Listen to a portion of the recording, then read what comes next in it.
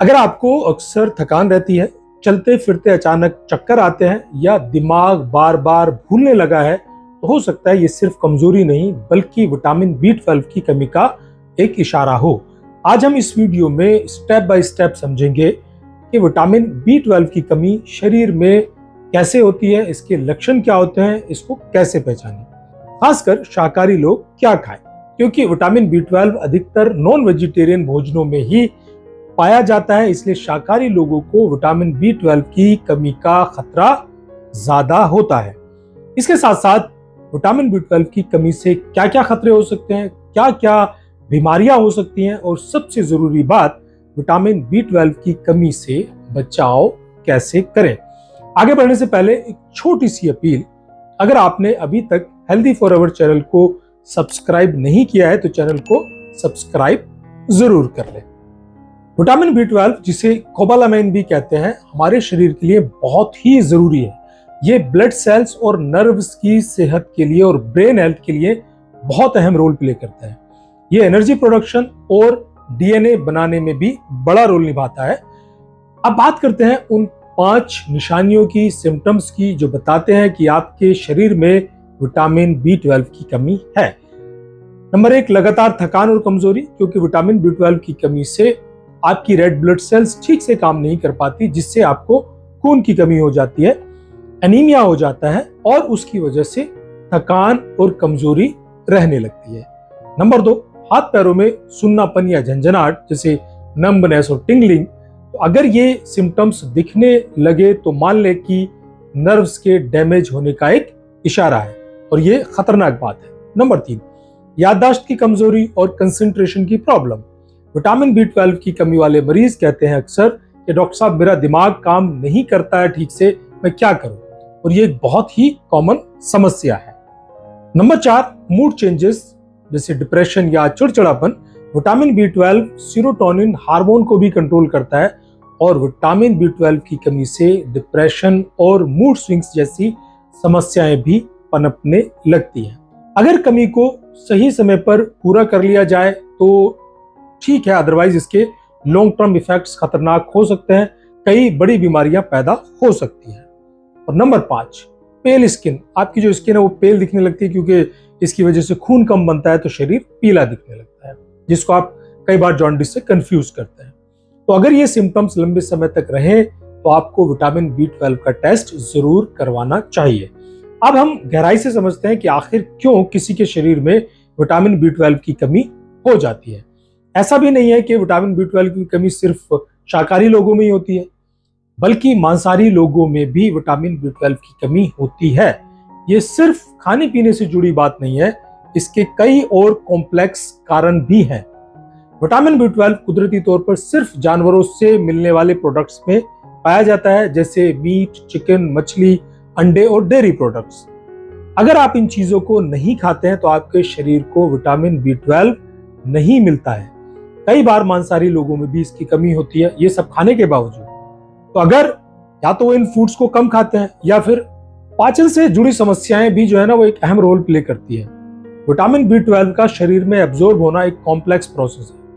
इसके लिए पेट में खास प्रोटीन की जरूरत होती है, जिसे इंट्रिंसिक फैक्टर कहते हैं। एट्रोपिक गैस्ट्राइटिस एक ऐसी बीमारी है जिससे पेट की जो अंदरूनी परत है वो पतली हो जाती है, जिसके कारण जो ये इंट्रिंसिक फैक्टर है वो ठीक से नहीं बन पाता है। ये अक्सर जो है वो 50 साल या ज्यादा उम्र के लोगों में अधिक होता है ऐसा। दूसरे, क्रॉन्स डिजीज और सीलियक डिजीज, पेट और आंतों से जुड़ी हुई कुछ ऑटोइम्यून डिजीज है, उनमें भी B12 को ठीक से एब्जॉर्ब करने की समस्या पैदा हो जाती है, जो विटामिन B12 की कमी का कारण बन जाती है। इसके अलावा वजन घटाने के लिए की जाने वाली सर्जरी, जिसे बैरिएट्रिक सर्जरी कहते हैं, इसके कारण भी विटामिन B2 का एब्जॉर्प्शन जो है वो कम हो जाता है और विटामिन B12 की जो समस्या है, कमी की समस्या है, वो बढ़ जाती है। इसके साथ साथ जैसे जैसे हमारी उम्र बढ़ती है, हमारे पेट में एसिड बनने की क्षमता खुद से ही कम होने लगती है। तो पेट का एसिड ही खाने में से विटामिन B12 को अलग करने में मदद करता है। इसलिए 50 की उम्र के बाद बहुत से लोगों में ये डिफिशियंसी ज्यादा देखी जाती है, भले ही उनकी डाइट ठीक ठाक हो।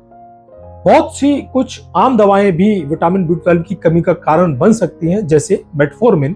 ये डायबिटीज की एक बहुत ही कॉमन दवा है, जो लंबे समय तक लेने पर विटामिन B12 के एब्जॉर्प्शन को रोक देती है, कम कर देती है। इसके अलावा प्रोटॉन पंप इनहिबिटर्स, जो गैस की दवाइयां होती हैं, एसिडिटी की दवाइयां होती हैं जैसे ओमेप्राजोल या पेंटाप्राजोल, अगर ये लंबे समय तक ली जाती हैं तो इससे भी विटामिन B12 की कमी हो जाती है, क्योंकि एसिड के प्रोडक्शन को ही कम कर देती है और एसिड हमारे लिए पेट में जरूरी है विटामिन B12 के एब्जॉर्प्शन के लिए।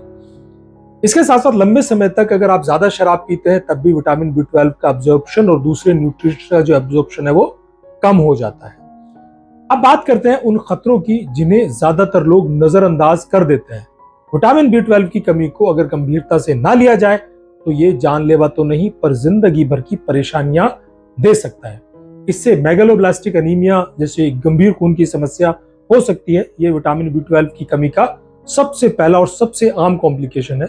इसमें शरीर नॉर्मल से कहीं ज्यादा बड़ी और वीक रेड सेल्स बनाने लगता है। ये सेल्स ठीक से ऑक्सीजन नहीं ले पाती हैं, जिसकी वजह से गंभीर थकान, सांस फूलना, चक्कर आना और कमजोरी जैसी प्रॉब्लम्स होने लगती है। ये एनीमिया अगर लंबा चले तो दिल पर भी इसका असर पड़ता है। दूसरा, नर्व डैमेज। ये शायद सबसे डरावना कॉम्प्लिकेशन है। विटामिन B12 नर्व की बाहरी प्रोटेक्टिव कवरिंग, जिसे माइलिन शीथ कहते हैं, उसे बनाए रखने में मदद करता है। ये शीथ जब टूटती है तो नर्व डैमेज होने लगती हैं और विटामिन B12 की कमी से शीथ टूटने लगती है। इसके कारण हाथ पैरों में सुन्नापन, झंझनाहट, टिंगलिंग और चुभन महसूस होने लगती है। ये अक्सर पैर की उंगलियों से शुरू होता है, फिर धीरे धीरे ऊपर की तरफ बढ़ता है। इसको पेरिफेरल न्यूरोपैथी कहते हैं।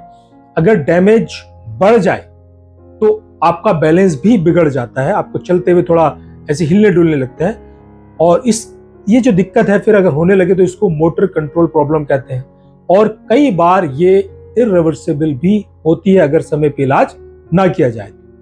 इसके अलावा कॉग्निटिव इश्यूज का एक बहुत बड़ा खतरा पैदा हो जाता है विटामिन B12 की कमी से, जैसे मेमोरी लॉस हो सकता है। विटामिन B12 की कमी से आपकी याददाश्त बहुत कमजोर हो जाती है, जिससे भूलने की बीमारी हो सकती है। कुछ मामलों में इसके लक्षण डिमेंशिया और अल्जाइमर से भी मिलते जुलते होते हैं। मरीज अक्सर कंफ्यूजन में रहता है और डिसीजन लेने में उसको मुश्किल होती है। इसके अलावा कुछ मेंटल हेल्थ प्रॉब्लम्स भी हो सकती हैं। विटामिन B12 दिमाग के न्यूरोट्रांसमीटर्स को प्रभावित करता है, जैसे सीरोटोनिन, डोपामिन। इसकी कमी से मूड स्विंग्स हो सकते हैं, डिप्रेशन, इरिटेबिलिटी और एक्सट्रीम केसेस में पेरोनिया भी हो सकता है।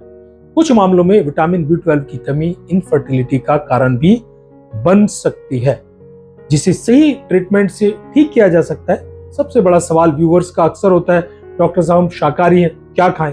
लेकिन कुछ ऑप्शंस हैं जैसे फोर्टिफाइड फूड्स, जिसमें कुछ दालें, soya milk, almond milk, oat milk, ये काफी हेल्प करते हैं। पनीर या चीज, मशरूम, खासतौर से शिटाके मशरूम्स या नोरी सीवीड्स, ये भी काफी हेल्पफुल हो सकते हैं वेजिटेरियन ऑप्शंस में। लेकिन याद रखें, इनसे पूरा B12 मिलना मुश्किल है, इसलिए सप्लीमेंट्स या इंजेक्शन की जरूरत पड़ सकती है। अगर डिफिशिएंसी कम है तो ओरल सप्लीमेंट से भी काम बन सकता है, लेकिन गंभीर केसेस में इंजेक्शन लेने की जरूरत होती है। एडल्ट्स को देखिए कम से कम 2.4 microgram per day vitamin B12 की जरूरत होती है किसी भी तरह के भोजन से। प्रेग्नेंट और लैक्टेटिंग वुमेन को शायद और ज्यादा चाहिए, लेकिन डोज खुद से तय ना करें, टेस्ट करवाकर डॉक्टर की सलाह से ही आप डोज लें। डिफिशिएंसी से बचने के लिए ये सिंपल स्टेप्स आप अपना सकते हैं, जैसे रेगुलर ब्लड टेस्ट करवाएं, खासकर अगर आपको वीकनेस लगने लगे। बैलेंस डाइट लें, फोर्टिफाइड फूड शामिल करें अपने भोजन में। अगर आप मेटफॉर्मिन या एसिडिटी की दवा ले रहे हैं तो डॉक्टर से सप्लीमेंट के बारे में बात करें। अल्कोहल को लिमिट कर लें और जरूरत हो तो सप्लीमेंट शुरू करें। सेल्फ मेडिकेशन से बचें, डॉक्टर की सलाह से ही ये दवाइयां या विटामिन लें। अब उन कुछ सवालों के जवाब जो व्यूअर्स या मरीजों के द्वारा बहुत ज्यादा पूछे जाते हैं, जैसे क्या दूध और दही से विटामिन B12 की कमी को पूरा किया जा सकता है? देखिए, नॉर्मल दूध और दही में विटामिन B12 की बहुत कम मात्रा होती है, लेकिन ये डेली रिक्वायरमेंट पूरी नहीं कर पाते। अगर फोर्टिफाइड मिल्क प्रोडक्ट्स मिलते हैं तो उनको लेना ज्यादा बेहतर हो। फिर सवाल आता है कि जी कितने समय में विटामिन B12 की कमी को ठीक किया जा सकता है, डिफिशिएंसी को दूर किया जा सकता है? तो देखिए, अगर डिफिशिएंसी हल्की फुल्की है तो सप्लीमेंट शुरू किए जा सकते हैं और 4 से 6 हफ्ते में इंप्रूवमेंट दिखने लगता है। लेकिन अगर ये सीवियर डिफिशिएंसी है जिसमें नर्व डैमेज होने का भी रिस्क हुआ होगा तो इसमें 3 से 6 महीने लग सकते हैं। इसका अगला सवाल है कि जी क्या विटामिन B12 डिफिशिएंसी केवल शाकाहारी लोगों में होती है? तो इसका जवाब ऑलरेडी मैं दे चुका हूं। रिस्क शाकाहारी लोगों को ज्यादा होता है, बट नॉन वेजिटेरियंस को भी हो सकता है अगर उनको गैस्ट्राइटिस है या बैरिट्रिक सर्जरी कराई है, या वो दवाइयाँ लेते हैं या वो अल्कोहल लेते हैं। लेकिन शाकाहारी लोगों में विटामिन B12 का खतरा नो डाउट ज्यादा होता है। अगला सवाल है कि जी क्या सिर्फ मल्टीविटामिन लेने से डेफिशिएंसी को ठीक किया जा सकता है? जवाब देखिए है नहीं। मल्टीविटामिन में जो है अक्सर B12 बहुत कम होता है। अगर कमी बहुत ज्यादा है तो हाई डोज विटामिन B12 की आपको या सप्लीमेंट्स की इंजेक्शन की जरूरत होती है। अगला सवाल है कि क्या विटामिन B12 इंजेक्शन सेफ है? तो जवाब है हाँ, सेफ है। साइड इफेक्ट्स रेयर होते हैं और आमतौर पर डॉक्टर सुपरविजन में ही इन इंजेक्शन को देते हैं। ज्यादातर पेशेंट्स को इन्हीं से तेज इंप्रूवमेंट मिलता है। अगला सवाल ये भी होता है कि क्या विटामिन B12 की ओवरडोज हो सकती है, उसके नुकसान हो सकते हैं? तो देखिए यस, ज्यादा कोई भी होगा चीज तो उसकी ओवरडोज हो सकती है। हालांकि ये वाटर सोल्यूबल विटामिन है, ज्यादा लेने से यूरिन में निकल जाता है, बट अगर हाई डोज लेंगे तो इसके भी अपने अलग नुकसान होते हैं। तो इसलिए डोज और सप्लीमेंट का फैसला खुद से ना करें, डोज हमेशा लैब रिपोर्ट्स और डॉक्टर की सलाह पे ही फिक्स करें। तो दोस्तों, विटामिन B12 डिफिशिएंसी एक कॉमन लेकिन सीरियस प्रॉब्लम है। थकान, भूलने की बीमारी या नर्व का डैमेज, सबका कारण यही हो सकता है। लेकिन अच्छी बात यह है कि समय पे पहचान, सही डाइट और सप्लीमेंट से पूरी तरह से इसको कंट्रोल किया जा सकता है। याद रखिए, शरीर का सबसे बड़ा फ्यूल सिर्फ खाना नहीं है बल्कि न्यूट्रिशन है। तो दोस्तों, जैसा कि आपने देखा, विटामिन B12 की कमी सिर्फ थकान तक सीमित नहीं है, इसके साइड इफेक्ट्स बहुत गहरे और परमानेंट हो सकते हैं। इसलिए किसी भी लक्षण को हल्के में ना लें, सही समय पे जांच कराएं। और अगर अभी भी देखिए आपके मन में कुछ सवाल है B12 से जुड़ी या उसकी समस्याओं से जुड़ी या कमी से जुड़ी बात को लेके, तो आप कमेंट में पूछ सकते हैं। और चैनल को देखिए सब्सक्राइब करना ना भूलें। मैं हूं डॉक्टर मुशर्रफ हुसैन और आप देख रहे हैं हेल्दी फॉर अवर चैनल। मिलते हैं अगली किसी वीडियो में, तब तक के लिए थैंक यू, धन्यवाद।